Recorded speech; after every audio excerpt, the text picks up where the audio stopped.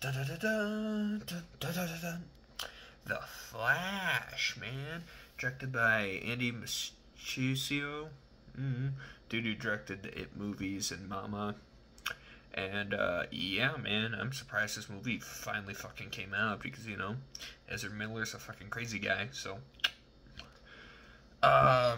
Yeah, so no, this has been in fucking production since, well, it's been fucking talked about since, like, 2016 and gone through all these fucking directors and writers and till finally it ended with Andy. And, no, how the movie is now, it's definitely seems like they were just fucking shoving all these ideas together to try to stitch together a fucking story. So sometimes, comedy-wise and shit, it's uneven for me, but, in all, I thought it was fine. So, trying to fucking dive into this movie. Long story short, Barry Allen discovers Flashpoint, time travel, and he saves his mom, and because of that, he shoves himself into a alternate timeline. Well, he gets shoved out into a timeline by Dark Flash. You don't know it's Dark Flash yet, but Dark Flash. And then as the movie gets together, there's no Superman, no Justice League, all this shit. All the other characters are doing other stuff. He fucked with time, and he's about to get his powers, so he has to make sure young Barry gets his powers, but because of that, takes away his powers. Then Zod attacks, but there's no Superman, so they need to find Superman. But first they have to find Batman. And it's a Michael Keaton Batman. So then they have to save Superman, find out it's Kara, not Kent, or not Clark, not Kal-El, Kara. And there's a joke in the movie where they go through his identities and shit. And, so Kara, they're like, okay, now we take on Zod. And they kind of, well, they discuss with Michael Keaton Batman, where so 89 Batman is telling Zack Snyder, Barry, hey, time's not a fucking circle, it's linear, all this shit. Certain timelines are fixed points, whereas certain canon events you have to go through that make you who you are and shape the world around you with you in it. And there's just some universes that are just destined for a certain outcome, that there's nothing you can do about it, that's just the way it fucking is. And with that in mind, I kind of figured, like, okay, is that what this timeline's gonna be? It's gonna be a fixed point, and it's just everyone dies, and that's just fucking it. The movie continues, and then, you get the big fucking desert battle, which pretty decent, and then it ends with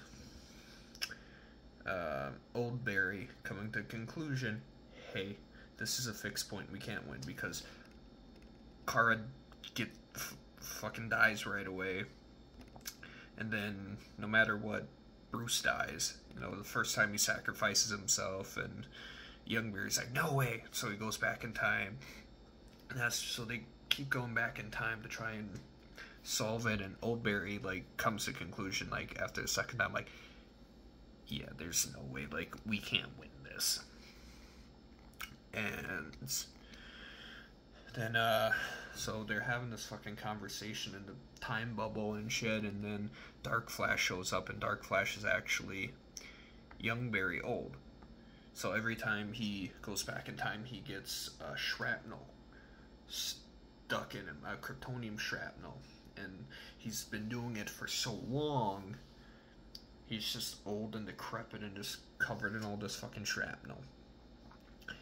And Dark Flash stabs young Barry by accident. He jumps in front of old Barry and gets stabbed, and they both disintegrate. He goes back in time to where he the whole thing is he wants to bring his mom back.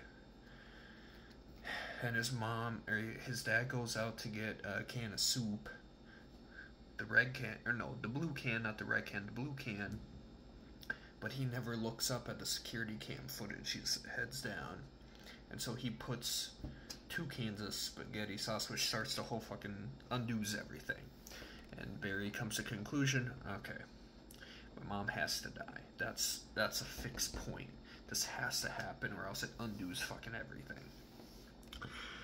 And so, in a very fucking emotional scene, you know, he says goodbye to his mom. His mom is a little overly warm and welcoming to a complete stranger, asking her like really strange questions, like, how's your son? Like, yada. Oh, I miss my mom too. You know, but she's very warm and welcoming to him, like fucking rubs his face and shit, wipes away some tears. And I thought it was kind of, I'm like, whatever. But no, it's a good scene. And then he takes the can out, and then he switches the cans. So he puts all the blue cans on top, so when the dad goes back, he looks up. So his dad gets exonerated, and he calls Bruce Wayne. So he's talking on the phone with Bruce, and then you hear Bruce talking, but you don't, it's kind of indistinct. I mean, it doesn't sound like Ben Affleck, and then the reveal, George Clooney. So, to end on that joke, to where it's like Barry just goes, "Who the fuck are you?" And then it ends with George Clooney, Batman. That's how it ends. It ends very bright and upbeat, where there's like some super hard and heavy and depressing scenes in the movie, which I like. So like I said, so that's the movie as a whole. I just fucking ran through it quick, so now I can break it down even more. Not so much plot, just, okay, at the very beginning, the Flash realizes he's kind of like the lowest member of the league, as he gets called in when nobody else can help, and he's just kind of on cleanup crew. He's not part of the action. He's, turn the plumbing off, put out this fire, move these people over there, shit like that. And he has a scene where he saves these babies, and the CGI is just completely fucking wacky. It was not working for me. It didn't look fucking real. It's just beyond fucking insane. I mean, the setup's cool, and they do that sort of humor's on full display. You see all these scalpels flying on these babies, microwaves fight, old as shit. And he saves them all, and it's fine. Like I said, the CGI is very hit or miss with the fucking movie. Really wasn't working with me, and I didn't like his suit because the presentation of it was fine, like the colors and whatnot, but the fact that it was just looked like a fucking CGI suit that they just color corrected, in his helmet too didn't seem like an actual helmet. It seemed CGI-y. But other than that, it's that, like, his suit's fine. Trying to think. So yeah, when Kara is fucking awesome. That actress is like one of my new celebrity crushes. Holy shit, she's gorgeous. I'm in love. My boy, my man, Michael Keaton as Batman knocks it out of the fucking park, man. It's legit. Like, if this, 30 years since, actually it would be 31 years since Batman Returns. As if that, like, I fucking loved it. Great. So good, and his fucking action scenes are awesome. I really like when they do this with the Flash. I really like that, he doesn't have a father figure, because his father's been in prison for a long. Like, he has a dad, but he's not really there for Barry. And so Batman taking him under his wing, and because Batman in the Snyder universe doesn't have a Robin at the moment, or had a Robin. So it takes him under his wing and is really guiding him and giving him mentorship. And I'd actually really, those are the best scenes with 89 Batman, is when he's talking to Flash and they're just having back and forth conversations, and it's like he really fucking, like, Bruce just really fucking cares about Barry, like, just 100%, and that I fucking love. And then even the end with fucking George Clooney, he's only, you know, it's a 10-second cameo, but it's so fucking good, just because, like, I'd love to have that relationship, or see that relationship of just them having this phone conversation, and you can tell from, like, Batman's angle, like, in this universe that they're in, he's, like, besties with fucking Flash, like, completely under his wing and doing whatever he can to help Flash. So that I really fucking dug.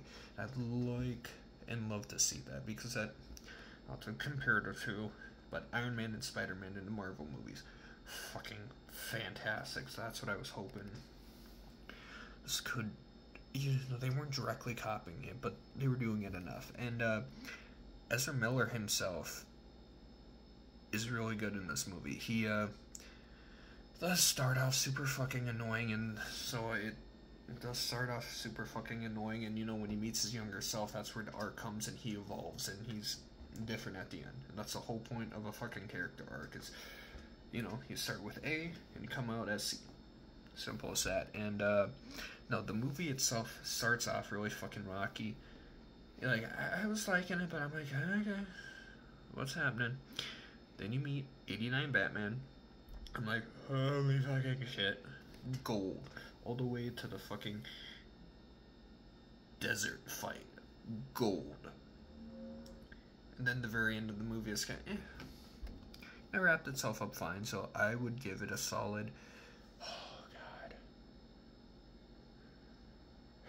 Because the member berries is definitely why I love it as much as I did, and I couldn't lie about that. Every time Michael Keaton was on screen, it was fan-fucking-tastic.